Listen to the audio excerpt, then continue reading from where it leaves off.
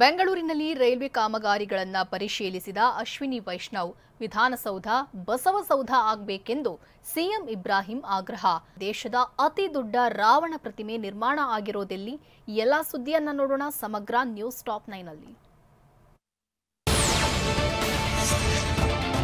ಕೇಂದ್ರ ರೈಲ್ವೆ ಸಚಿವ ಅಶ್ವಿನಿ ವೈಷ್ಣವ್ ಬೆಂಗಳೂರಿನ ದೇವನಹಳ್ಳಿ ರೈಲ್ವೆ ನಿಲ್ದಾಣದಿಂದ ಕಂಟೋನ್ಮೆಂಟ್ ರೈಲು ನಿಲ್ದಾಣದ ತನಕ ನಡೆಸಲಾಗ್ತಾ ಇರುವ ರೈಲ್ವೆ ಇಲಾಖೆಗೆ ಸಂಬಂಧಪಟ್ಟ ಕಾಮಗಾರಿಯನ್ನ ಪರಿಶೀಲಿಸಿದ್ದಾರೆ. ಈ ವೇಳೆ ಮಾತನಾಡಿದ ಅವರು, ಕೆಂಪೇಗೌಡ ಅಂತಾರಾಷ್ಟ್ರೀಯ ವಿಮಾನ ನಿಲ್ದಾಣದಿಂದ ಯಲಹಂಕದವರೆಗೆ ರೈಲ್ವೆ ಲೈನ್ ಮಾಡಲಾಗುತ್ತೆ ಅಂದ್ರು. ಮೈಸೂರು ಟು ಬೆಂಗಳೂರು ನಡುವೆ ನಮೋ ರ್ಯಾಪಿಡ್ ರೈಲು ನಡೀತಾ ಇದೆ. ಇದೀಗ Tumakuru to Bengaluru Namo rapid ರೈಲು ಆರಂಭಿಸ್ತಾ ಇದ್ದೇವೆ. ಅಶ್ವಿನಿ ವೈಷ್ಣವ್ಗೆ ಕೇಂದ್ರ ರಾಜ್ಯ ಖಾತೆ ಸಚಿವ ವಿ ಸೋಮಣ್ಣ, ಸಂಸದ ಪಿಸಿ ಮೋಹನ್ ಸಾಥ್ ನೀಡಿದ್ರು.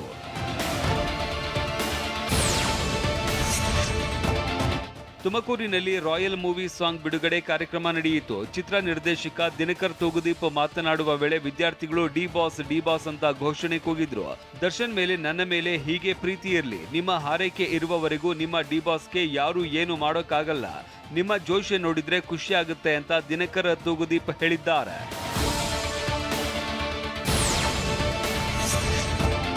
ಜಾತಿಗಣತಿ ಜಾರಿಯಾದ್ರೆ ಒಳ್ಳೆಯದು, ಆದರೆ ಜಾತಿಗಣತಿಗೆ ವಿರೋಧ ಯಾಕೆ ಮಾಡ್ತಾ ಇದ್ದಾರೆ ಅಂತ ಕೇಂದ್ರದ ಮಾಜಿ ಸಚಿವ ಸಿಎಂ ಇಬ್ರಾಹಿಂ ಪ್ರಶ್ನಿಸಿದ್ದಾರೆ. ಬೆಂಗಳೂರಲ್ಲಿ ಮಾತನಾಡಿದ ಅವರು, ಜಾತಿಗಣತಿ ವರದಿಯಲ್ಲಿ ಏನಿದೆ ಅಂತ ನೋಡದೆ ವಿರೋಧ ಮಾಡೋದು ಸರಿಯಲ್ಲ ಅಂತ ಅಭಿಪ್ರಾಯಪಟ್ಟಿದ್ದಾರೆ.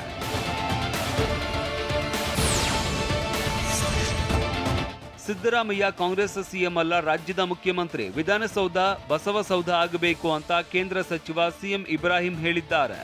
ಬೆಂಗಳೂರಲ್ಲಿ ಟಿವಿ9 ಜೊತೆಗೆ ಮಾತನಾಡಿದ ಅವರು, ನಾನು ಅಧಿಕಾರಕ್ಕೆ ಎಂದು ಆಸೆ ಪಟ್ಟವನಲ್ಲ, ಅಂಬೇಡ್ಕರ್, ಬುದ್ಧ, ಬಸವ ತತ್ವದ ಮೇಲೆ ನಂಬಿಕೆ ಇಟ್ಟವನು ಎಂದಿದ್ದಾರೆ. ಕಾಂಗ್ರೆಸ್ ಸೇರ್ಪಡೆ ಬಗ್ಗೆ ಅವರು ಅಡ್ಡಗೋಡೆ ಮೇಲೆ ದೀಪ ಇಟ್ಟಂತೆ ಮಾತನಾಡಿದ್ದಾರೆ. ಬಸವ ಸಿದ್ಧಾಂತದ ಆಡಳಿತ ಕರ್ನಾಟಕದಲ್ಲಿ ಬರಬೇಕು, ವಿಧಾನಸೌಧ ಹೋಗಿ ಬಸವಸೌಧ ಆಗಬೇಕು. ಶಿವಮೊಗ್ಗ ಮಹಾನಗರ ಪಾಲಿಕೆ ವತಿಯಿಂದ ರೈತ ದಸರಾ ಆಯೋಜಿಸಲಾಗಿತ್ತು. ನಗರದ ಸೈನ್ಸ್ ಮೈದಾನದಿಂದ ಆರಂಭವಾದ ಮೆರವಣಿಗೆಯಲ್ಲಿ ಬೆರಳೆಣಿಕೆಯಷ್ಟು ಎತ್ತಿನ ಗಾಡಿಗಳು, ಟಿಲ್ಲರ್ ಟ್ರ್ಯಾಕ್ಟರ್ಗಳು ಪಾಲ್ಗೊಂಡಿದ್ದವು. ಕುವೆಂಪು ರಂಗಮಂದಿರದಲ್ಲಿ ನಡೆದ ವೇದಿಕೆ ಕಾರ್ಯಕ್ರಮದಲ್ಲಿ ಬಹುತೇಕ ಕುರ್ಚಿಗಳು ಖಾಲಿಯಾಗಿದ್ವು. ಅಂದಾಜು 10 ಲಕ್ಷ ವೆಚ್ಚ ಮಾಡಿದ್ರೂ ಸರಿಯಾಗಿ ಕಾರ್ಯಕ್ರಮ ಮಾಡಿಲ್ಲ ಅಂತ ರೈತ ಮುಖಂಡರು ಆಕ್ರೋಶ ಹೊರಹಾಕಿದ್ರು.